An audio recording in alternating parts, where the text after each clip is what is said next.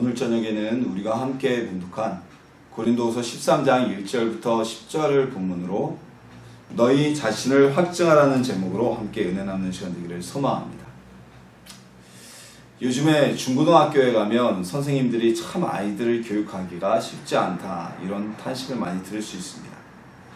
초등학교 아이들만 해도 그래도 괜찮은데 이 중고등학교, 특히 고등학교쯤 가면 한 교실에서도 완전 학업을 포기하고 엎드려서 잠만 자고 있는 아이들이 꼭 눈에 띈다고 합니다. 그래서 예전처럼 선생님들의 권위가 서지 않고 아이들 역시 선생님들의 가르침을 받으려는 교권이 많이 침해되고 또한 스승에 대한 존경심이 사라진 시대이기 때문에 그만큼 아이들을 가르치기가 힘들다는 이야기들이 중등교사 선생님들에게 나오는데요. 자, 그러면 정말 이 시대의 훌륭한 선생님은 누굴까요? 훌륭한 스승은 누굴까요? 문제아이가 우리 반에 배정되었을 때 그 아이들의 그냥 마음만 맞춰주면서 이 아이들이 대충 졸업이나 하고 아니면 내가 담임을 맡을 때 문제를 일으키지 않아 사고를 치지 않게 그냥 다독이게 하는 선생님이 진정한 선생님일까요?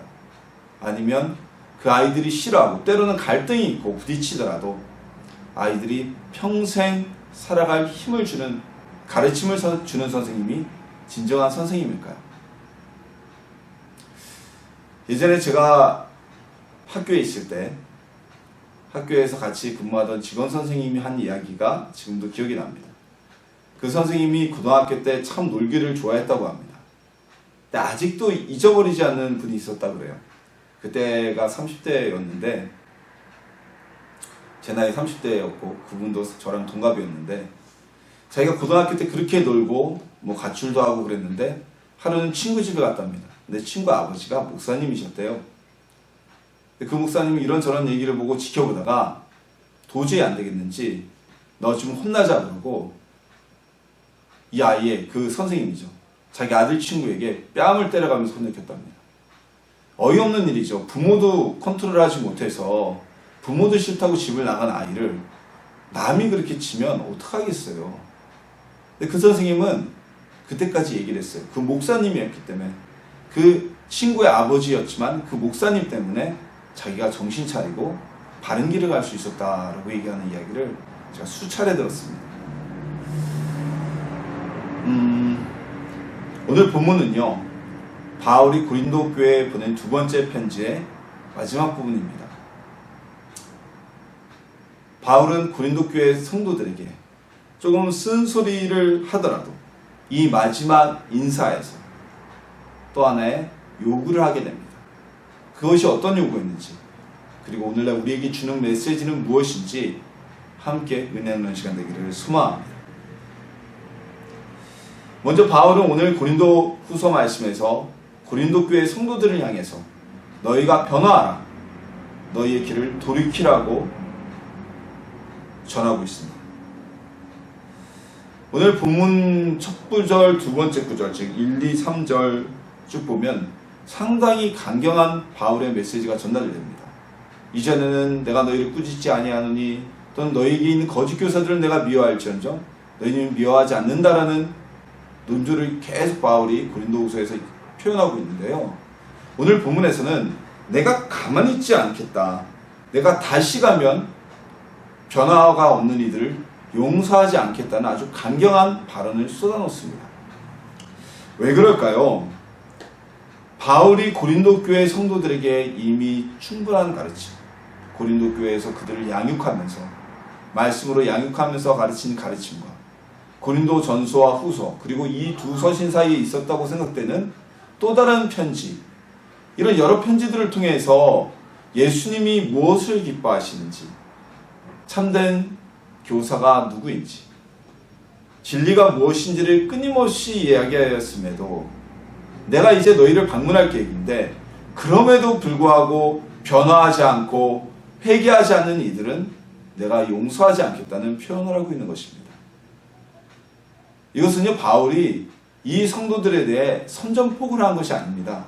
우리가 자칫 잘못 여기면은 바울이 그렇게 얘기했는데 안 들었으니까 내가 너희를 가만두지 않을 거야 라는 선전포고나 엄포처럼 생각될지 모르겠는데요. 고린도 후서 전체에 흐르는 바울의 성품과 고린도 교회 성도들을 향한 메시지를 보면요, 이것은 내가 너희들을 꼭 벌하겠다는 것보다는 이들이 변화하게 하기 위해서 바울이 보낸 권고와 경고성 메시지라고 볼 수가 있습니다. 즉 다시 말해서 우리가 그러죠. 아이들한테 거짓말하면 안 돼, 거짓말하면 혼나, 이렇게 얘기를 하죠. 그건 그 아이를 벌을 주기 위해서 하는 이야기가 아닙니다. 거짓말하지 말라는 메시지를 전하는 거죠. 바울 역시 마찬가지입니다. 거짓 교사들에게 여전히 속아 있고, 이렇게 여러 차례 오래된 바울의 전달에도, 가르침에도, 예수님의 뜻이 무엇인지 수차례 말하였음에도 다시 바울이 방문할 때까지 변화하지 않는 자들은 용서하지 않겠다. 내가 가기 전에 너희는 회개하고 빨리 변화하라고 경고의 메시지를 전한 것입니다. 변하고자 하는 욕구를 주기 위해서 강경한 표현을 사용한 것이죠. 바울은 고린도 교회의 성도들을 매우 사랑했습니다. 다른 교회 성도들도 마찬가지였지만 고린도 교회의 성도들 역시 다른 교회 성도들처럼 사랑하는 바울이었어요. 그들이 영혼을 사랑하는 바울이었습니다. 그렇기에 어떤 수단과 방법을 동원해서라도 이들이 변화하고 회개하기를 바라였고, 내가 다시 가기 전까지 너희는 회개하기를 바란다는 메시지를 강하게 전달하고 있는 것입니다. 오늘 우리도 끊임없이 주님 앞에 돌이키라는 말씀을 듣습니다. 회개하라는 말씀을 듣습니다. 예배 시간에 설교를 통해서, 또는 우리가 말씀을 읽어가면서, 우리 삶에 오는 성령의 음성을 통해서 우리는 하나님이 우리에게 주시는 말씀을 듣습니다. 때로는 우리의 마음에 꺼리낌과 회개의 욕구가 올라오기도 합니다. 그때 우리는 하나님이 주시는 그 감동에 순종하고 돌이켜야만 합니다. 예수님께서는 성경의 수많은 비유와 말씀들을 통해서 회개하지 않는 자, 주인이 올 때까지 회개하지 않는 자가 받게 될 심판에 대해서 말씀하셨습니다.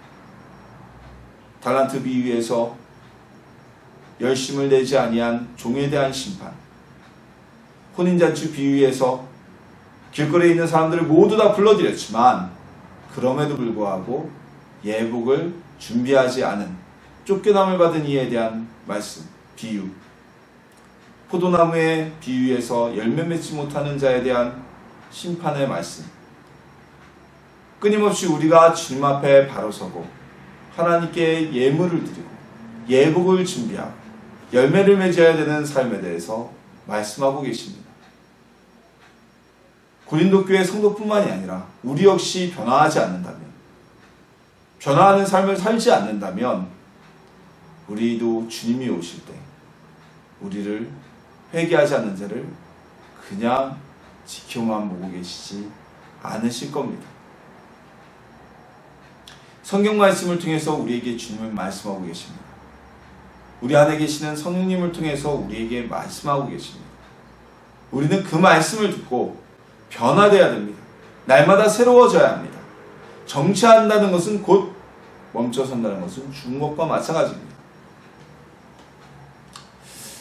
우리는 구원은 단번에 이루어지죠. 우리가 예수님을 나의 구주로 영접하고 그리고 받아들일 때 우리의 구원은 이루어집니다.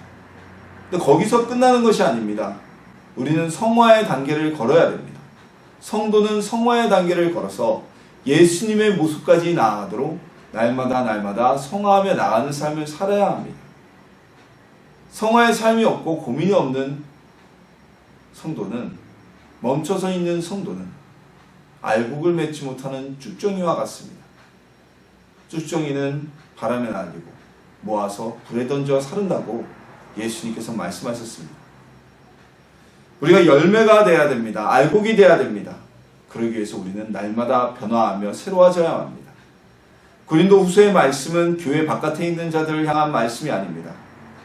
고린도 후서의 말씀은 교회 안에 성도이며 이미 구원받았다고 여기는 이들에 대해서 주어진 말씀입니다.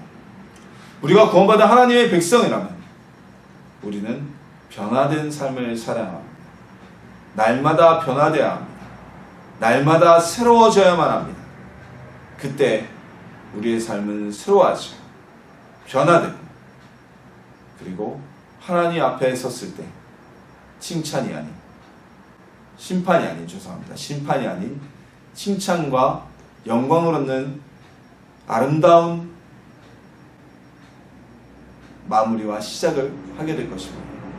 주님 앞에 서는 날 우리 육신의 삶은 마무리가 되고 영원한 삶은 시작되는 거니까요. 날마다 변화하며 새로워지는 성도들에게 소망합니다. 우리 자신의 모습을 늘 돌아보고, 말씀을 비춰 보라보고, 성령님을 통해 비춰보고, 죄악은 고백하며 회개하며 돌이켜서 늘 변화하고 새로워지는 성도님들이 되시기를 주님의 이름으로 소망합니다. 바울은 고린도 교회 성도들을 향해서 말합니다. 너희 자신을 스스로 확증하라.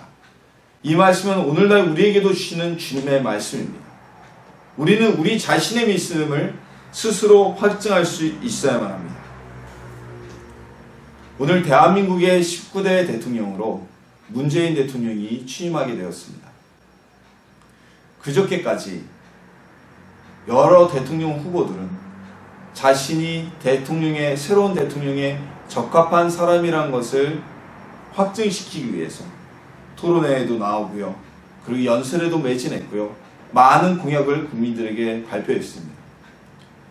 그 여러 후보 중에 문재인 대통령이 가장 대통령에 확증된 사람이라는 생각을 많은 국민들에게 전해줬고요. 그리고 대한민국의 대통령으로 선출되게 되었습니다. 우리도 주님 앞에 우리 스스로가, 또한 사람들 앞에 우리 스스로가 믿음 있는 자라는 확증을 제시할 수 있어야만 합니다. 자, 우리를 잘 아시는 하나님이 우리의 마음도 아시고요, 우리의 생각도 아십니다. 우리가 아무리 겉모습으로 하나님께 확증받은 자처럼 내가 믿음이 있다라고 얘기한다고 해도 우리의 마음이 그렇지 않으면 우리는 하나님 앞에서 우리 스스로를 확증할 수가 없습니다.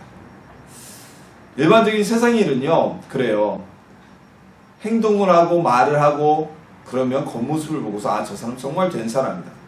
저 사람 정말 그래도 훌륭한 사람이다. 이렇게 우리가 평가를 하잖아요. 근데 하나님의 일은 반대입니다. 우리 안에 예수님을 향한 믿음이 충만하게 되면요, 그것이 우리 안에서 주님에 대한 믿음과 성령의 은혜가 충만하게 될 때 그것이 우리 생활의 증거, 즉 우리의 행위와 우리의 말과 우리의 삶을 통해서 증거되게 됩니다. 즉 믿음이 있는 사람은, 구원받은 백성은 말과 행동이 아닌 믿음을 먼저 가지니, 그러니까 우리의 믿음을 확증할 수 있다는 겁니다. 이 고린도 후서에 기록되어 있는 거짓 교사들에게 속은 이들은 말로는 또는 겉모습으로는 자신들이 구원받은 자라고 이야기할지 모르지만, 자신들은 구원의 확증 가운데 서 있는 사람이라고 이야기할지는 모르지만 그들은 구원 가운데 들어오지 못한 자들입니다. 바울은 본문을 통해 말하고 있습니다. 너희 자신을 스스로 확증해야 될 것이다. 내가 너희에게 갈 때 너희는 믿음이 있고 변화받았다는 것을 나에게 보여야 할 것이다 라는 말입니다. 이 말씀은 우리에게 주시는 주님의 메시지입니다. 우리가 주님 앞에 서게 될 때, 주님이 이 땅에 오실 때, 혹은 우리의 삶이 끝나고 이 땅에서의 삶이 끝나고 하늘나라로 가게 될 때, 우리는 우리가 구원받은 백성이라는 확신을 주님 앞에 보여야만 합니다. 그렇게 우리는 우리 마음속에 있는 믿음의 확증으로 주님 앞에 나갈 수 있어야만 합니다. 겉모습으로만 잘하는 척한다고 해서 구원받을 거다라는 오산은 아주 잘못된 생각이죠. 그런 생각은 오산이죠. 하나님은 우리의 마음을 아시는 분이죠. 우리의 생각을 아시는 분이죠. 우리가 아무리 거칠애가 있다고 해도 하나님을 속일 수는 없습니다. 예수님은 속일 수 없습니다. 우리의 마음이 주님의 은혜로 충만하게 될 때, 성령의 은혜로 충만하게 될 때, 우리는 삶에서도 성령의 열매를 맺게 될 것이고, 삶의 열매로 하나님의 영광을 드러내는 빛의 역할, 소금의 역할을 감당하는 자가 되게 될 것입니다. 그때 우리는 구원받은 자라는 확신을 주님 앞에 얻게 될 것입니다. 이 세상을 살아가는 사람들 사이에서도 저들은 그리스도인이라는 이야기를 듣게 될 것입니다. 정말 예수님을 잘 믿는다고 여겨졌던 장로님이 있었습니다. 겉모습은 정말 모범 그 자체였습니다. 늘 거룩하고 교회에서도 물질적인 헌신, 또한 본인이 맡은 부서에 대한 헌신, 정말 아낌없이 하는 분이셨습니다. 인품도 훌륭해 보였습니다. 그런데요, 어느 날 뉴스에 그분이 등장하게 됐습니다. 엄청난 비리를 저질러서 비자금을 조성하고 그 돈을 빼돌렸다는 뉴스였습니다. 그분의 겉모습은, 그 사건이 밝혀지기 전까지의 겉모습은 모든 사람들에게 참된 그리스도인처럼 보였습니다. 하지만 그 사건이 나게 되자 그분의 참된 모습이 드러났던 겁니다. 여러분, 참된 그리스도인이라면, 구원받은 사람이라면 하나님의 법은 둘째치고 세상의 법을 지키는 사람입니다. 이 땅의 법이 하나님의 법과 대치되지 않는 이상, 예를 들어 로마 시대에 로마 황제들이 했던 것처럼 예배드리러 가지 마라, 기독교인은 죽인다, 이런 법이 아닌 이상 이 땅의 법을 지키는 것은 구원받은 백성으로서의 아주 그 이전부터 나와야 되는 기본적인 모습입니다. 근데 꾸준히, 한 번이 아니라 꾸준히 끊임없이 비자금을 조성하고 돈을 착복했다는 것은 회개가 되지 않았다는 것이고, 회개하지 못하는 자는 과연 구원받았을까라는 의심표가, 물음표가 달릴 수밖에 없는 것입니다. 행위로 우리는 구원받지 않습니다. 우리는 믿음으로 구원받습니다. 믿음으로 구원받고 믿음이 우리 가운데 충만할 때 행위는 열매가 맺어지게 됩니다. 주님 앞에 우리 스스로를 확증하는 하나님의 자녀가 되시길 소망합니다. 주님 앞에 우리의 믿음을 보일 수 있는 하나님의 자녀가 되기를 주님의 이름으로 축원합니다. 그럼 우리가 어떻게 해야 우리가 성도됨을 주님 앞에, 또한 사람들 앞에 확증할 수가 있을까요? 오늘 본문에서 고린도 교회 성도들이 자신들이 돌이켰음을, 변화되었음을 확증하는 것은 바로 교회 가운데 있는 거짓 교사들을 떠나고 한 걸음 더 나가 그 거짓 선지자들을 쫓아내는 일이었습니다. 그리고 또한 바울이 전한 예수님의 말씀과 가르침을 따르는 것, 그것이 바로 오늘 본문의 고린도 교회 성도들이 자신의 믿음을 확증시키는 증거였습니다. 그렇다면 오늘날 우리에게 있어서 우리의 믿음을 확증하는 방법은 무엇일까요? 하나님의 말씀인 성경을 따라 사는 것, 예수님의 말씀을 따라 사는 것, 그것이 바로 믿음의 확증을 보이는 일입니다. 누군가가 예수님을 믿는지 안 믿는지는 눈으로 볼 수 있는 영역이 아닙니다. 비가시적인 영역입니다. 때로는 우리가 행위로 의로움을 나타내 보이려고 할지라도 그것이 되지 않을 때가 있습니다. 왜 그럴까요? 우리 안에 성령의 충만함이 있지 않기 때문입니다. 구원받았으니까 성령님의 은혜를 받는 것이죠. 믿음으로 주를 고백했으니 성령님의 인치심을 받은 겁니다. 하지만 충만하심이 없고 다른 것들이 더 가득 차 있기 때문에 고린도 교회 이 거짓 교사에 속은 성도들처럼 구원받았다고 하나 그들이 다른 생각과 다른 마음과 다른 행위를 하게 된 것입니다. 따라서 우리가 우리의 믿음을 확증하는 것은 바로 성령의 충만함을 받고 성령님이 내 안에 가득하시게, 충만케 하시는 것입니다. 성령님을 모시면요, 성령님이 내 마음에 충만하시게 되면 우리는 입으로 주를 시인할 수밖에 없습니다. 성령님이 내 안에 충만하시게 되면요, 우리는 성령의 열매를 맺게 됩니다. 성령님이 충만한 사람은 말을 하여도 하나님의 말을 하는 거죠. 생각을 하여도 하나님의 생각을 하는 거죠. 행동을 하여도 자신이 아닌 하나님의 뜻을 먼저 묻게 됩니다. 이것이 바로 성령 충만함이 주는 은혜입니다. 성령님이 내 안에 가득하시고 내 안에 계실 때 우리는 성령의 인치심을 받는다 그러죠. 성령의 인침을 받은 자는 심판으로부터 면제를 받게 됩니다. 심판을 피해가게 됩니다. 구원이라는 것은요, 말과 믿음으로, 말과 어떤 거칠로 행동으로 끝나는 것이 아닙니다. 다른 종교에서는 수없이 얘기를 합니다. 너희가 구원받기 위해서는 말을 조심해야 되고 행동을 조심해야 되고 정죄해야 되고 그래야 너희가 천상의 세계에 이른다 라고 얘기합니다. 그러나 우리는 아닙니다. 내 말과 내 행동보다 믿음이 우선시될 때 우리는 구원을 받게 됩니다. 그 믿음이 있을 때 우리의 행동과 말은 변화되게 됩니다. 그 믿음을 간직하게 하시는 이, 그 믿음이 더 큰 능력을 발휘하게 하시는 이가 바로 성령 하나님이십니다. 성령님을 모시고 성령님의 도우심으로 살 때 우리는 예수님이 말씀하신 말씀의 삶을 살 수가 있습니다. 성령님이 내 안에 모시고 충만해질 때 우리는 성령의 9가지 열매, 또한 하나님 우리에게 주시는 성령의 은사를 행할 수 있게 됩니다. 예루살렘 교회의 성도들이 성령이 충만하였기에 그들의 모습을 보고 사람들이 하나님을 찬양하였습니다. 안디옥 교회의 성도들이 성령이 충만할 때 그들의 모습을 보고 이방인들, 불신자들이 저희는 그리스도의 사람들이라고 이야기하였습니다. 우리 안에 성령이 충만하실 때 주님은 우리를 기억하실 겁니다. 우리의 믿음이 하나님 앞에 확증될 것입니다. 우리에게 성령이 충만하게 될 때 우리의 말과 행동을 보고 주변의 불신자들이 저들은 진정한 하나님의 백성이다라고 증언하게 될 것입니다. 성령이 충만하게 될 때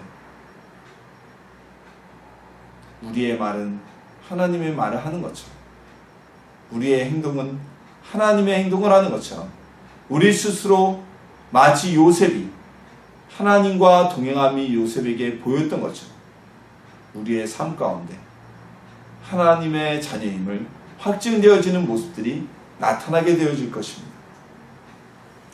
오직 성령이 충만할 때 우리는 우리의 믿음을 확증할 수가 있습니다. 따라서 우리의 믿음을 확증하는 길은 바로 성령님의 충만을 받는 겁니다.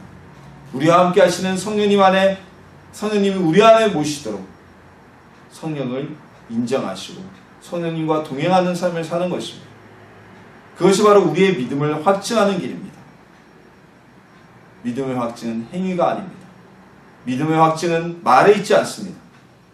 우리 가운데 성령님이 충만케 임하시면, 늘 성령과 동행하는 삶을 살게 된다면 우리는 우리의 믿음을 주님 앞에 확증받게 되고 사람들에게도 확증받는 하나님의 자녀가 될 줄 믿습니다. 우리 믿음의 확증을 위해 성령님을 모시길 소망합니다. 충만하게 모시길 소망합니다. 성령의 충만함은 기도를 통해 얻을 수 있습니다. 그저 입 닫고 조용히 하는 기도, 부르짖어 기도할 때 성령님이 우리 가운데 임하게 될 것입니다. 부르짖어 기도할 때 성령의 충만은 우리 가운데 가득하시게 됩니다. 우리의 마음에 더러운 죄를 내려놓고 회개할 때 성령님은 우리 가운데 충만케 임하실 것입니다. 회개하고 부르짖어 기도하여서 성령의 충만함을 받는 성도님들이 되시길 소망합니다. 그리고 성령의 충만함을 통해 우리의 믿음의 확증을, 우리 스스로를 확증하는 자들이 되기를 예수님의 이름으로 소망합니다. 해외여행 중에 여권을 분실하면 아주 곤란한 일이 발생합니다. 대사관으로 찾아가서 여권이나 임시 신분 확인증을 발급받아야 됩니다. 왜냐하면 여권이 없으면 그 사람의 신분을 확인해 줄 수단이 없기 때문입니다. 성도가 믿음에 대한 확증을 보이지 못한다면 어찌 구원을 받을 수 있겠습니까?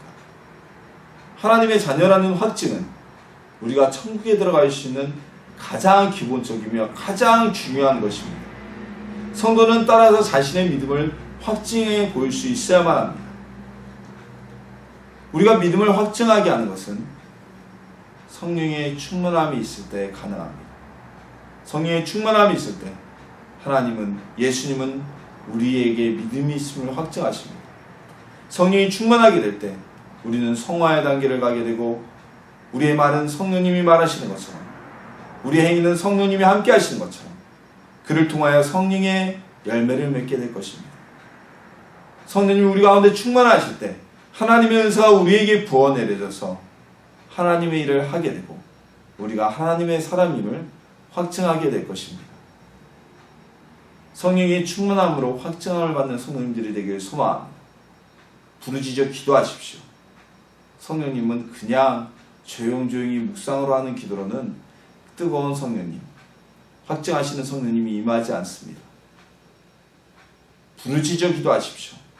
성령님의 임재를 사모하십시오. 우리 가운데 충만케 되기를 원한다고 간구하십시오. 고린도 교회 성도들은 거짓 교사들을 쫓아내는 것이 그들의 확증이었다면, 우리는 그렇게 성령님을 통해 충만하게 될 때, 우리의 삶 속에서 성령의 열매를 맺게 될 때 믿음의 확증을 얻게 되어질 것입니다.